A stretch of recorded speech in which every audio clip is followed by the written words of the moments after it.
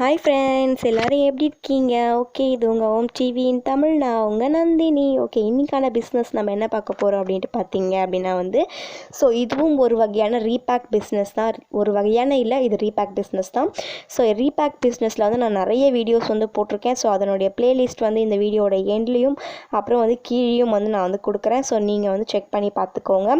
Okay, இது இப்போ நம்ம ஒரு ரீபேக்கில் எந்த அளவுக்கு வீட்டிலேருந்தே சிம்பிளாக ஒரு பார்ட் டைமாக பண்ண முடியும் அப்படின்றத பற்றின வீடியோஸ் தான் இது. நீங்கள் ஒரு பார்ட் டைமாக ஒரு பிஸ்னஸ் பண்ணணும் அப்படின்னு நினைக்கிறீங்க அப்படின்னா இந்த ரீபேக் பிஸ்னஸ் உங்களுக்கு ஒரு வகையான ஒரு பிஸ்னஸாகவே நீங்கள் எடுத்துக்கலாம். நான் ஒர்க் டைமில் இருக்கேன். ஃப்ரீ டைமில் இதை பண்ணலாம் அப்படின்னு நினைக்கிறவங்களுக்கு இந்த பிஸ்னஸ் நல்லாவே ஒரு கை கொடுக்கும். அது என்ன பிஸ்னஸ், என்ன ரீபேக் பிஸ்னஸ் அப்படின்றத நம்ம வீடியோக்குள்ளே போய் பார்க்கலாம். இப்போ நம்ம வீடியோக்குள்ளே போகலாம்.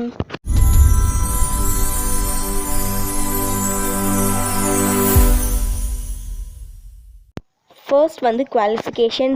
இந்த ரீபேக் பிஸ்னஸ்க்கு நோ குவாலிஃபிகேஷன், எந்த ஒரு குவாலிஃபிகேஷனுமே கிடையாது. நம்மளுடைய பேக்கிங் ரொம்பவே குவாலிட்டியாக இருக்கணும். நம்மளுடைய உள்ளே இருக்கிற ப்ராடக்ட்டும் குவாலிட்டியாக இருக்கணும். அதாவது பிஸ்தா.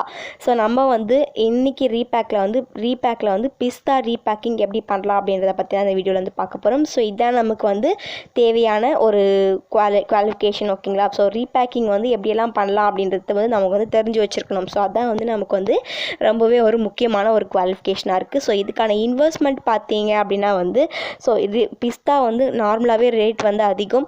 நம்ம வாங்கினாலும் நமக்கும் கொஞ்சம் ரேட் அதிகமாக தான் சொல்லுவாங்க. நம்ம ஹோல்சேல்லேயே வாங்கினாலும் நமக்கு அதிகமாக தான் கிடைக்கும். அதனால் நம்ம இதுக்கான இன்வெஸ்ட்மெண்ட் பார்த்தீங்க அப்படின்னா நீங்கள் ஒரு 10,000 ரூபாய்க்கு நீங்கள் அட்லீஸ்ட் பிஸ்தா வாங்குனீங்க அப்படின்னா தான் உங்களால் இது ரீபேக்கே பண்ண முடியும். அப்போ தான் உங்களுக்கும் ப்ராஃபிட்டும் கிடைக்கும். ஓகேங்களா? டேரெக்டாக இது நீங்கள் எங்கே சப்ளை பண்ணுறாங்களோ அந்த இடத்துக்கு நீங்கள் போய் வாங்கிட்டு வந்தால் மட்டும்தான் இந்த ரீபேக் பிஸ்தாவை பொறுத்த வரைக்கும் நீங்கள் ரீபேக்கிங் நல்ல ஒரு ப்ராஃபிட்டோடு பண்ண முடியும். நீங்கள் இங்கே இருக்கிற இடங்கள்லேயே நீங்கள் வாங்கினீங்க அப்படின்னா கண்டிப்பாக உங்களால் அந்த அளவுக்கு பெரிய லெவலில் பண்ணவே முடியாது. அது ரொம்பவே கொஞ்சம் லாஸில் தான் போகிற மாதிரி இருக்கும். நமக்கு ஒரு 10 ரூபா 20 ரூபா நமக்கு ப்ராஃபிட் கிடைக்கிற மாதிரி தான் இருக்கும். அதனால் நீங்கள் டேரெக்டாக எங்கே சப்ளை பண்ணுறாங்களோ நீங்கள் அந்த இடங்களில் போய் நீங்கள் இதை பைகாட் பண்ணிவிட்டு நீங்கள் சேல் பண்ணுங்கள். ஓகேங்களா? அப்போ தான் உங்களுக்கு ப்ராஃபிட் கிடைக்கும். ஓகேங்களா? அதுக்கு அடுத்தது இதுக்கான இன்வெஸ்ட்மெண்ட் பார்த்தீங்க அப்படின்னா நான் சொன்ன மாதிரி 10,000 ரூபாயிலேருந்து 50,000 ரூபாய் உங்கள் கையில் இருந்தால் மட்டும்தான் இந்த பிஸ்னஸ் நீங்கள் பெரிய லெவல்லையோ இல்லை சின்ன லெவல்லையோ நீங்கள் ஸ்டார்ட் பண்ணணும்னு நினச்சாலே இந்த அமௌண்ட்டு தான் மட்டும்தான் உங்களால் ஸ்டார்ட் பண்ண முடியும். ஏன்னா இது மற்ற பொருட்கள் மாதிரி பாதாம்லாம் கூட இப்போ கொஞ்சம் சீப்பாக கிடைக்க ஆரம்பிச்சிச்சு. பட் பிஸ்தா மட்டும் நமக்கு சீப்பாக கிடைக்கிறதே கிடையாது.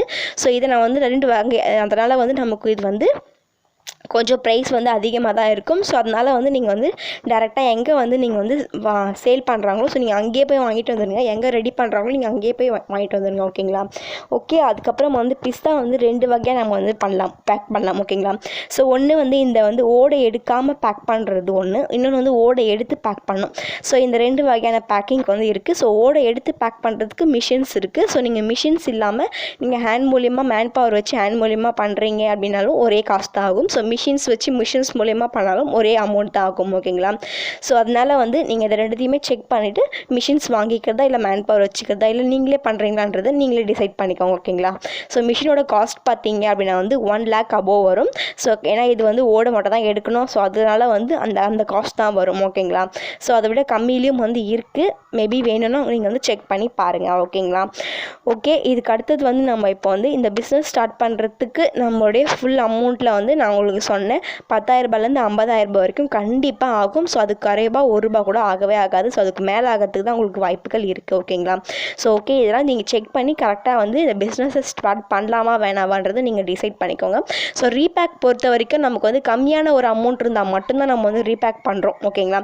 ஒரு வீட்டில் ஒரு பார்ட் டைமாக சும்மா இருக்கிற டைமில் நம்ம அதை ரீபேக் பண்ணி நம்ம கடைங்களுக்கு கொடுத்தோம்னா நம்ம அதுக்கு மூலியமாக ஓரளவுக்கு ஏர்ன் பண்ணலாம் அப்படின்றதுனால தான் நம்ம ரீபேக்கே பண்ணுறோம்.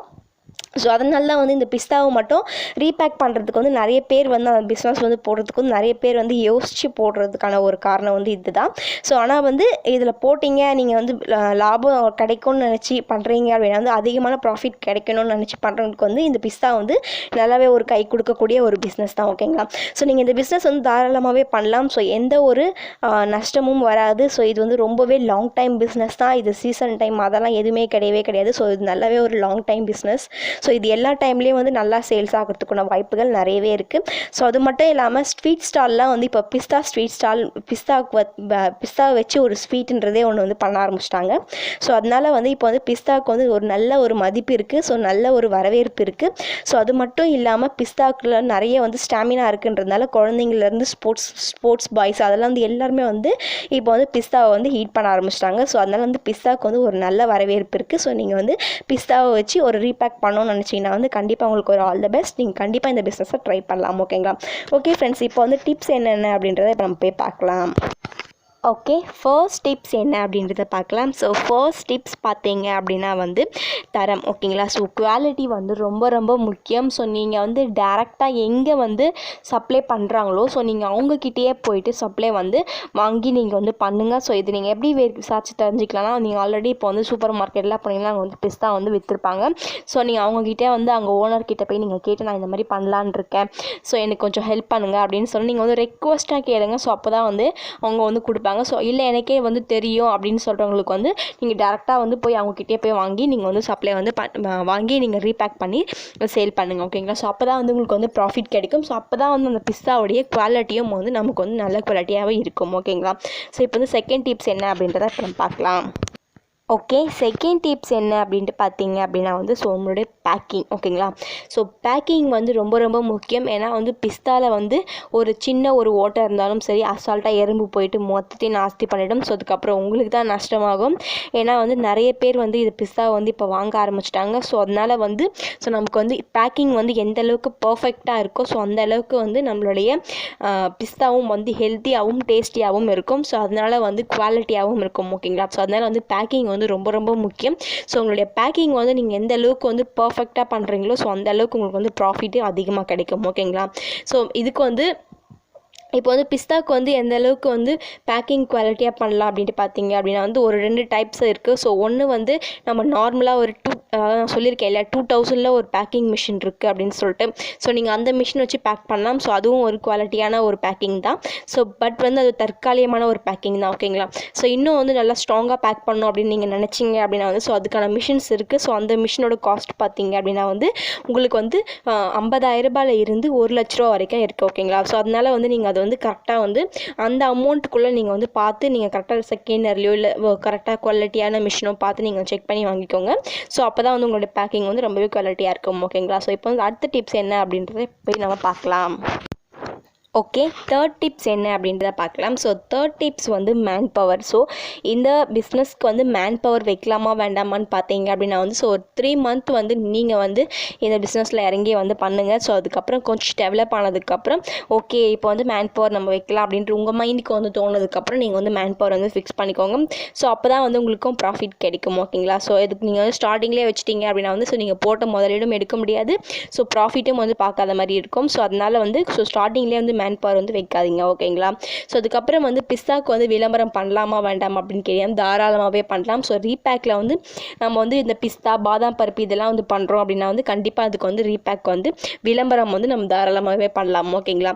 ஸோ விளம்பரத்தை வந்து நிறைய ப்ராஃபிட் மூலியமாக நம்ம வந்து விளம்பரம் பண்ணலாம். ஸோ ஃபர்ஸ்ட்டு வந்து நல்ல பிளாட்ஃபார்ம் எது விளம்பரத்துக்கு அப்படின்னு கேட்டிங்க அப்படின்னா வந்து ஸோ 2 தான். ஒன்று வந்து கூகுள், இன்னொன்று வந்து டிவி. ஸோ இது 2 மூலியமாக தான் இன்றைக்கி வந்து நிறைய பேர் வந்து அதிகமாக யூஸ் பண்ணுறது வந்து இது 2 தான். ஸோ இது 2 மூலியமாக தான் நீங்கள் வந்து அட்வர்டைஸ்மெண்ட் பண்ணுறதுக்கு நல்ல ஒரு பிளாட்ஃபார்ம். பட் இதுக்கு வந்து நிறைய வந்து நீங்கள் வந்து செலவு பண்ணக்கூடியதாக இருக்கும். ஸோ அந்த இது வந்து நல்லா செக் பண்ணி நீங்கள் வந்து செலவு பண்ணி அட்வர்டைஸ்மெண்ட் கொடுங்க. ஸோ உங்களுடைய பிஸ்னஸ் வந்து கொஞ்சம் டெவலப் ஆகுது அப்படின்னா வந்து கண்டிப்பாக இந்த மாதிரி நீங்கள் வந்து அட்வர்டைஸ்மெண்ட் வந்து பண்ணலாம். ஓகேங்களா?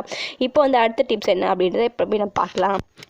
ஓகே, ஃபோர்த்து டிப்ஸ் என்ன அப்படின்றத பார்க்கலாம். ஸோ ஃபோர்த்து டிப்ஸில் வந்து ஸோ 2 டிப்ஸ் எடுத்திருக்கேன். ஸோ ஒன்று வந்து லாங் டைம் பிஸ்னஸா அப்படின்னு இது கேட்டிங்க அப்படின்னா வந்து கண்டிப்பாக இது ஒரு லாங் டைம் பிஸ்னஸ் தான். ஸோ நீங்கள் இது வந்து ஸ்டார்ட் பண்ணிட்டீங்க அப்படின்னா வந்து மேலும் நீங்கள் வந்து அதிகமாக ஆகிறதுக்கான நல்லா ஏர்ன் பண்ணுறதுக்கான வாய்ப்புகள் தான் இருக்கே கண்டி.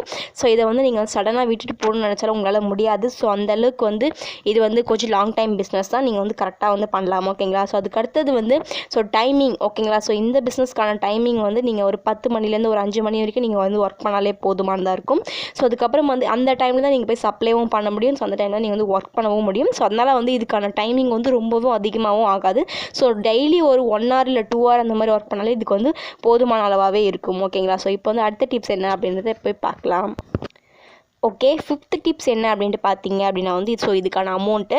இதுக்கான அமௌண்ட்டில் நீங்கள் எப்படியெல்லாம் ஃபிக்ஸ் பண்ணலான்னா, இப்போ 50 கிராம் பேக்கெட்டாக ஒன்று எடுத்துக்கோங்க. அதுக்கப்புறம் 100 கிராம் பேக்கெட், அதுக்கப்புறம் அரை கிலோ, 1 கிலோ இல்லை 1/4 கிலோ. இந்த மாதிரியான கிலோ வைஸில் நீங்கள் வந்து பேக்கெட் பண்ணி அதுக்கு என்ன ப்ரைஸோ நீங்கள் வந்து எந்த அளவுக்கு வாங்குறீங்களோ அதுக்கு மேலே எந்த அளவுக்கு மார்க்கெட்டில் விற்கிதோ அதுலேருந்து நீங்கள் வந்து கொஞ்சம் அமௌண்ட் கம்மி பண்ணி தான் நீங்கள் வந்து டிஸ்ட்ரிபியூட் பண்ணுவீங்க சூப்பர் மார்க்கெட்லாம். அது வந்து கரெக்டாக வந்து செக் பண்ணி பார்த்துக்கோங்க. இதெல்லாம் வந்து மார்க்கெட்டில் வந்து பிஸ்ஸா வந்து இந்த ப்ரைஸ் தான் இருக்கும்னு நான் சொல்ல முடியாது. ஒவ்வொரு நாளும் ஒவ்வொரு ப்ரைஸ் இருக்கும். அதனால் ஓகே ஃப்ரெண்ட்ஸ், இதோட இந்த வீடியோ முடிஞ்சிச்சு. இதோட உங்களுக்கு நெக்ஸ்ட் வீடியோவில் மீட் பண்ணுறேன். இந்த வீடியோ உங்களுக்கு பிடிச்சதுன்னா உங்கள் ஃப்ரெண்ட்ஸ் அண்ட் ஃபேமிலிக்கு ஷேர் பண்ணுங்கள். அதுக்கப்புறம் இந்த பிஸ்னஸ் பற்றிய விஷயங்கள் தெரிஞ்சுக்கணும் அப்படின்னா வந்து கீழே ரெட் கலர் பட்டனை ப்ரெஸ் பண்ணி சப்ஸ்கிரைப் பண்ணிக்கோங்க. தேங்க்யூ ஃபார் வாட்சிங். தேங்க்யூ.